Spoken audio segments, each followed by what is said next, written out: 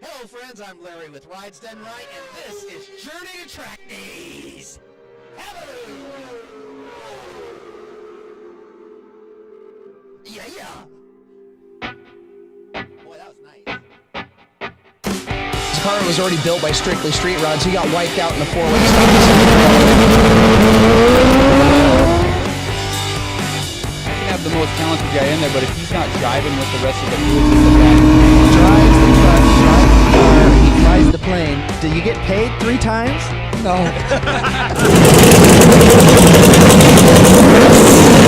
This show, top 5 in America.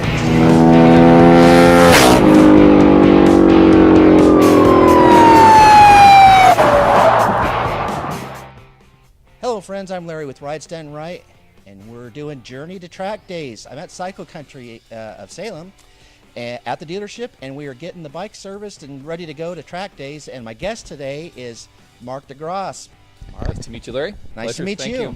So we're going to be riding with the best club in the whole Northwest, in my opinion. We sought them out, and Mark is the owner of that club. Why don't you tell me a little bit about Too Fast? We're going to spend time with Sure. you later, but just give us a brief overview of it. Yeah, we started the company, a partner and I, myself, his name was Brian, in 2003. Our first year in business, actually putting events on, was 2004. And we've grown every year since then. In 2008, his day job, he was an investment banker, forced him out, and I bought him out. And since then, I've run it since 2009 and kept growing. We initially just did events up in the Seattle area, and then grew to Shelton and PIR, and we've done events at Spokane and also done events at Oregon Raceway Park. So predominantly in the regional area. Wow. And when you guys look these guys up online, you'll see why it is that I chose them. You can go online and find everything out you need to about all the clubs that are doing different things. And Too Fast offers so much to you when you go to these events. And we've been up playing around with them to kind of check things out, and it's really cool. So, and we appreciate your time coming down today to talk to us about preparation on the bike. And really what we want to know is the different kind of things that we should be looking for that go beyond just, you have a bike, you want to make sure that it's in decent condition when you go to the track, but you guys have your rules online. Mm-hmm, we do. So, and they're actually pretty detailed online as well. Yep, fairly detailed. We try and make it simple, but there are a lot of people that, what I try and do is avoid all the questions. But you make it as simple as you can, and then people always contact you, and then come to track day, we can figure it out on the day of the morning. So we try and make it as simple as we can. So what are the kinds of things that you would say that the normal bike wouldn't have on them that would really benefit to have on for doing a track day? Those things are, what does it need? Basically, if you can ride your bike in the street, you can ride it on the track. It's like simple prep things, but your question is more about what should it need to be beneficial to it. Probably the biggest thing I noticed on your bike over here, we'll look at later, you have frame sliders on it. A lot of times those are nice, and the bike takes a crash. It'll protect, not keep it from getting damage, it minimizes the damage. Those are good things. Tire selection is something that we're going to talk about a little bit later, but that's probably the biggest thing. What type of tires and what their tread life is left in them, that's an important thing. And after that, a lot of it is just ergonomics and preferences for the bike. There's not a whole lot. It's more bike in good condition rather than things that make it that much better. So when the guy goes online and he looks all the stuff up and he says, okay, I think I've got everything that I need, when you show up at the track, what do you expect then when you get there? Do you have to truck your bike down and get in line with a bunch of people, or how does that go when you get there? It's a good question. We try and make it simple. Most of our guys on staff are customers of other days' businesses and track day businesses, and we know what it's like to show up and wait in that tech line, and it sucks. No one likes waiting. We all hate waiting at the post office, so we do our best not to make people wait. So we actually our staff will take our clipboards and go out and find you and go through our quick little simple checklist to make it easy. So the tech process, we try and make it easy.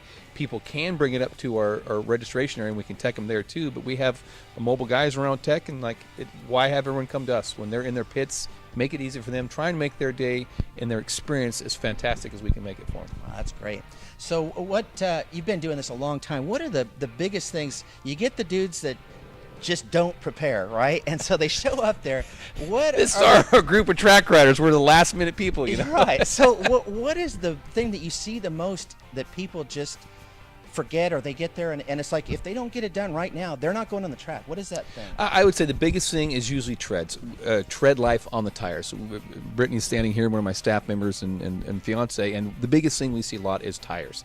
People will come up, and a lot of times we miss it. They'll come up with a tire, and you see them out there on the track later in the day, like, how did that get past tech? Because that tire is in really bad shape, and that's the biggest thing I can say I look for and our staff looks for is the condition of the tires and the air pressure in the tires. Air pressure is a huge deal.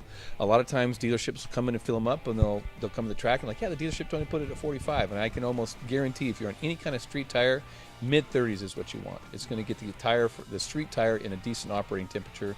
If you're on a track tire or a race tire, pressures are much different because most of the manufacturers have them designed to work at a much different pressure. But tire condition and tire pressure are the two biggest things in tech we're trying to make sure people know about. So street tires, I always go, it's usually 38, 40 is what I run. So I run them on the high and side. And your number is your first one is your front or your rear? Boy, I'm trying to remember now. I think the 38 is my front and 40 is my rear, if I Okay. remember right. All right. And what I notice is when you ride a lot, that 5 pounds is huge. When it gets down to 33, 32, I'll feel it because the bike will start to feel like it pushes when I go into a corner. And when you have more air in the tire, it feels like you can just whip the bike all over the place. How do you compare that? And you know that feeling with air pressures. What do I expect when I'm on a track where people have been riding, and the track's got the tread on it or whatever it is that you guys get? It's rubber. and It the just grips- lays rubber down. Yeah. So how is that ride going to feel any different than it does on the street? Not much, no, because you got to remember we're not really laying that much rubber down as motorcyclists. What we really benefit from motorcycles is when they've had a car track day or a car race, and the cars have been out there laying a bunch of rubber down, and you come out like tracks like Laguna Seca and Infineon. You can definitely tell traction levels when cars have been there before because all of a sudden there's grip when you didn't have it before. And here in the Northwest, we'll deal with tracks that we call green, which means there's not a lot of rubber laid down, or there's oil or debris or just overall dirt in the track. And so that's what you notice. As far as how it's going to feel on the street versus the track, it's almost identical. So that's not really going to affect it that much. Do you guys have a preference in brands? I imagine, again, both of us have ridden for a long time, and we've tried certainly different brands and stuff. What do you like on the track for a brand? Do you like one? Yeah, brand I'm a contracted Dunlop rider, and so I'm going to talk highly of the Dunlop N-Tech tires. They're fantastic, but I also have watched several lap records set on Pirellis. Bridgestone has been making a good incoming. They got a good set of tires out, and I know Michelin's been a big player for years. After that, those are kind of the big three in the track riding scene, with probably in the Northwest, Pirelli and Dunlop being the two prominent, but Michelin and Bridgestone are also right there with stuff. So when the guy shows up through the day, what are going to be the big issues that they're going to run out of? So now I've got tires, but how many guys that maybe don't have gas or something? You guys have gas there. I was about to say fuel is the biggest thing because Pacific Raceways, I think, is the only track that actually has fuel pumps at the track that you can put your credit card in and you can buy. Portland doesn't have that. The Ridge Motorsports Park doesn't have that. Oregon Raceway Park doesn't have that. Spokane doesn't have it. Going up and down the West Coast, most tracks don't. I think Thunderhill does and Infineon does. But that's what some of the few tracks do. So fuel is the biggest thing. And I always tell people bring 3 5-gallon jugs. And they look at me like I'm crazy. I said, you will probably burn at least 10, which is approximately 2 tanks of gas, and get into your third tank. You don't realize how your fuel economy goes down when you're on the gas that much more. So, yeah, fuel is probably the next biggest thing. And that's why I recommend people, I know you didn't ask this question, to trailer their bike. We do have customers that ride their bike. They'll go off half day, go to the gas station, fill up, and come back. But 2 reasons. It's hard to bring everything you need just on your bike. And secondly, you get exhausted. When you're riding and having exciting fun, it's a little bit of a workout, and then going home at the end of the day, it's why I always recommend people to trailer their bike, rent a U-Haul, get a pickup, something that you're not riding your bike. Not that it can't be done, but it's another level of commitment to do that. How common is it for people that are first-timers there to run out of gas in the afternoon sessions and just say, when I say gas, now I'm talking about physical exhaustion because they didn't realize just what they were doing. Yeah. Does that happen very often? I noticed that not so much in the spring and fall dates, but in the summer. Like if we've had a couple dates at Portland have been in the mid-90s, which isn't that hot. Other places in the country, but here, that's hot. And I've had dudes just say at 3 o'clock, I'm done. I'm exhausted. I'm sweating like a pig, and they'll be done. So. Do you guys have water available or anything like that? We provide water. I'm a big firm believer in customer service. So we cook a free lunch. Your registration with us includes lunch, and part of that is water. We have a cooler full of water all day long. and we are big on telling people to hydrate and keep fluids in their body, because that's one of the biggest things. And either drink something like an electrolyte and Gatorade or Powerade, or take electrolyte pill or something like that, because when you're sweating, you're losing salts, and that's electrolytes. Well, back on the bike, I went out and found a bike that was in really good condition, had really good body parts on it. It's just the side effect is that the guy took such good care of it that it's has good body parts. But I have that worry that if it fell over in my garage right now on the side, that side thing would cost more than I could go out and get any cheap body online.